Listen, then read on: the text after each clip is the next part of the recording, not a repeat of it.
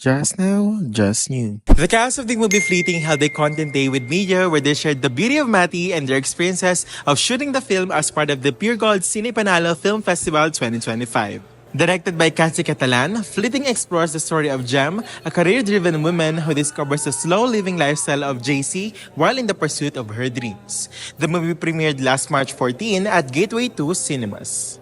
To all the students, sana mapanood nyo yung film namin. I think marami din kayong magiging takeaway sa film, lalo na sa character ni Jem, which is my character. Ayun kasi yung crisis niya ngayon, I'm sure marami sa inyo makaka-relate na hindi natin alam minsan kung hanggang saan ba natin kayang abutin yung pangarap natin. Minsan parang panghihinaan tayo ng loob na kaya pa ba, parang nakakapagod, nakaka-drain. Go for it. Go for your dreams.